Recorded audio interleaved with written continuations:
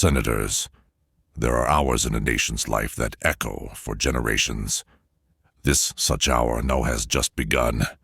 In this hour I speak to you of fire. I speak to you of the fire that forged this republic.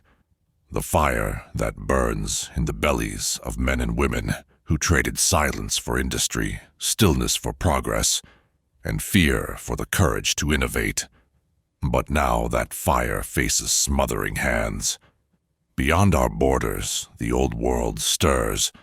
Thrones cracked by time seek to mend themselves by crushing us. They fear us, not because we threaten their lands, but because we threaten their order. Their old gods, their bloodlines, their rusting chains. And what do we hold against them? We hold technology. We hold innovators. We hold the sweat of workers, and the dreams of thinkers and bones of those who gave their lives to prove that liberty is not an inheritance. It is a decision made every day in defiance of tyranny.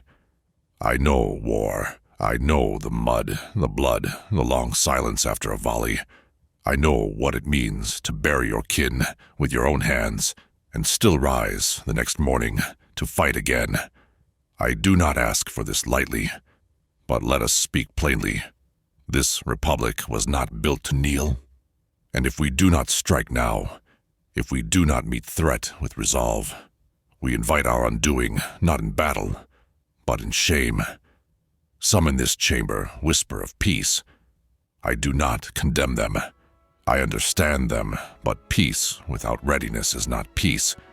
It is delusion dressed in soft words. It is a feast served at the edge of a cliff. The factories that roar across our hills are not mere engines of economy. They are engines of defiance.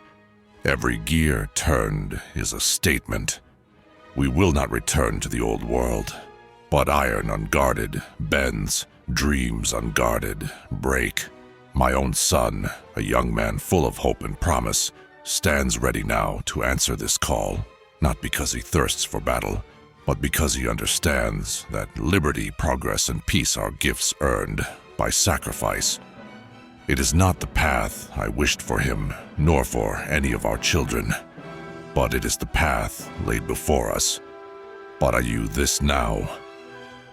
There are times when a nation must decide what kind of future it wants, and whether it is willing to bleed for it. The monarchies, sharpening their blades, do not fear our weapons. They fear our example. They fear a people who govern themselves, who build with coal-dusted hands, who rise from the earth, not by birthright, but by merit, grit, and will. And that is why they will come, not to conquer our land, but to unmake our idea. So I ask you now, not gently, not politely, but within every ounce of conviction I have left, will we stand idle while the future is strangled in its cradle? Or will we rise as our forebears did and declare with iron and fire that this republic will not go quietly into the pages of history written by kings?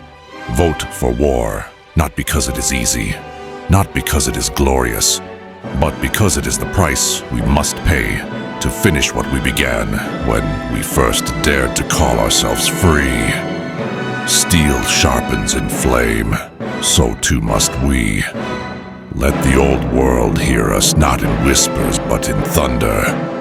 Let them know the Republic stands, and it stands ready.